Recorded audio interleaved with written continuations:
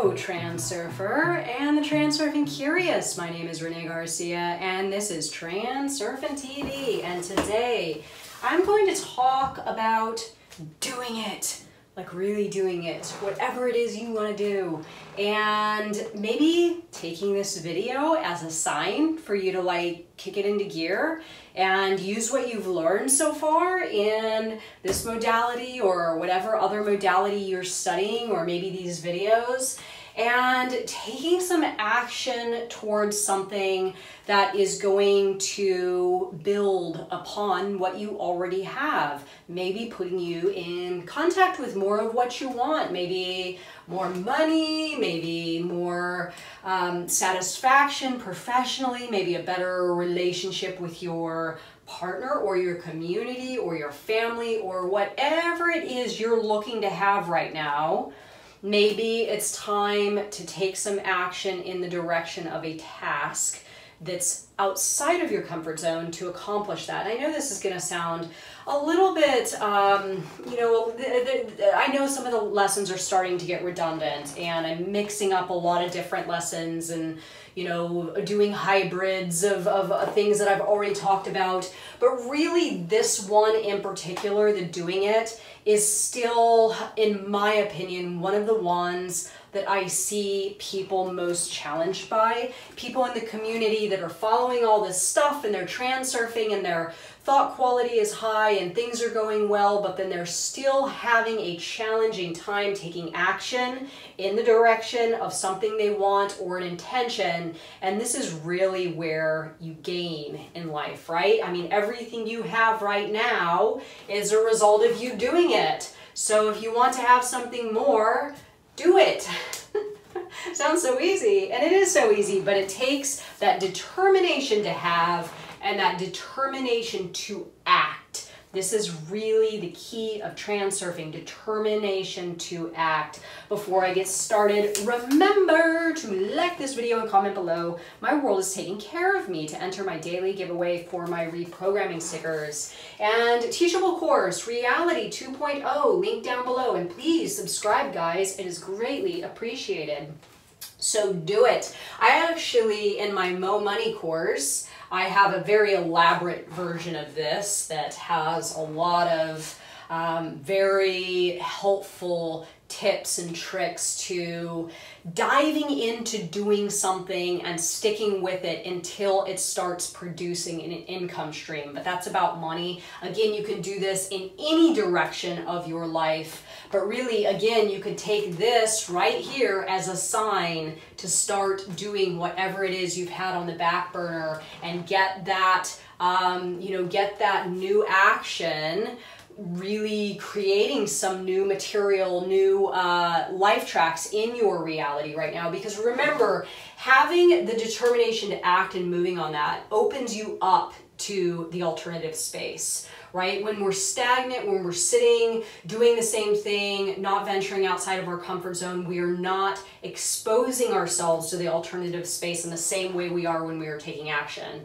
So doing this is going to open you up to the alternative space, making your transurfing practice even more magical. So my 6 little steps here that I've come up with, pretty easy actually. 1, clear away all other distractions. This is a big one, and Vadim Zeland talks about this in the 78 Days of Practical Transurfing, cleaning your layer of reality, right? We all have things we want to do and tasks that pile up, or hobbies that pile up, or other ways of making money and things, projects, and all sorts of stuff that we kind of collect in our lives that start to accumulate. Well, what happens is, as these things start to accumulate, tasks, projects, other hobbies, your attention actually gets depleted and drained just a little bit, seeing those things around, right? Seeing that stuff in your external environment. Maybe your office is cluttered with a bunch of different tasks and crafts and hobbies or whatever, and you just seeing that stuff and thinking, oh God, I really got to get to that. Oh God, I can't believe I haven't done that yet. Do it, or get rid of it, right? And make a nice, clean, clear space which you can work from, that is as distraction free as you can possibly make it. This is really, really ideal for me. And this is why I keep such a clean office, because when I sit down at my desk, it's very clean, it's very minimal. I like to sit down and not be distracted by any other things that I'm seeing, any material objects, any papers that have piled up that I've needed to deal with, none of that stuff. I deal with everything so my space is clean and I'm not being distracted for when I want to center screen. So this is my second point. Commit daily. Commit to daily time to the center screen. This is huge. So if you have something you want to do, let's say you want to start writing a book. Let's say you want to start creating some crafts that you want to sell on Etsy. Let's say you want to start developing a website for some sort of trade that you have that you want to offer as a service to the world. Whatever it is you're looking to do, clear away all other distractions and then commit a daily amount of time to use center screening. So this is you pulling away from your outer screen, turning your phone off, telling your family and your friends, you know, I'm doing stuff, don't bother me.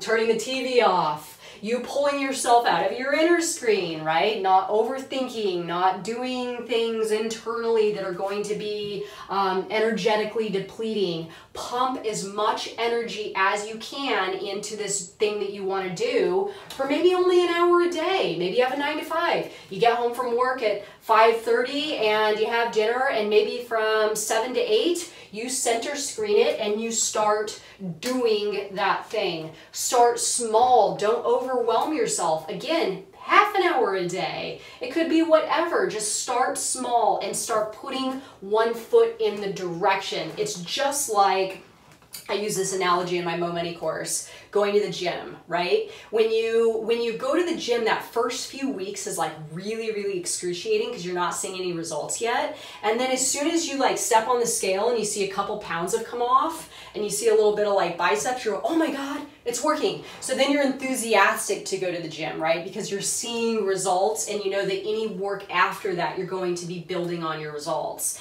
It's the same with doing something extra, side hustle, building something that's going to create a secondary income stream or some kind of creative project or whatever it is. Start really, really small, and as soon as it starts to form, then that's when you start to really pull some energy from it and gain momentum and all of that good stuff. 4, set benchmarks. This is my favorite. By this time, I want to have this done. This is how I really operate this channel. I write down, by this date, I want to have this many videos in the cache. By this date, I want to have this done. By this date, I want to see this progress. And I like to just write it down because then in my mind, I absolutely know what I'm working towards. But the best thing is when I get there, that sense of empowerment of accomplishing that thing is so good that then I feel really confident to make my next benchmark, right? Oh, wow, I'm going to go even bigger. So then I make my next ones even bigger, and it just sort of starts snowballing, and it actually works. But I do suggest doing this in writing and having it at your desk rather than it being in your mind.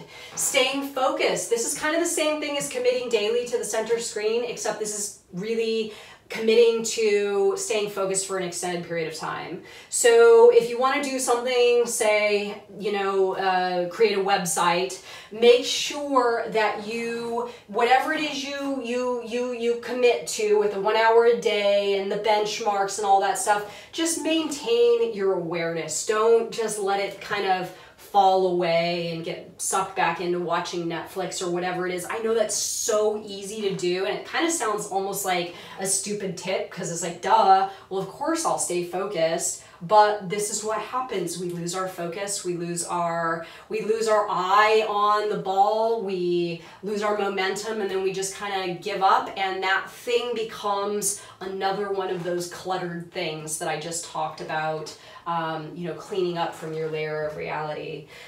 And the final one, if you have not watched my daily Anomalous Action Challenge, this is really a very, very powerful action to take, exercise to take. This is you every single day for 30 days taking a step outside of your comfort zone in the direction of your intention.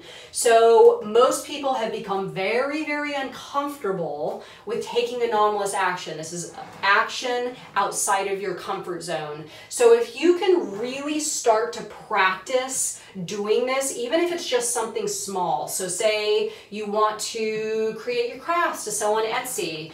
Your first anomalous action could maybe be creating an Etsy account, right? Or going onto a forum to hear people talk about their experience with selling on Etsy, or whatever it is. But venturing outside of your normal realm of activities in the direction of that intention is really, really, really monumental for achieving something. So, and really exercising that muscle of being able to take action.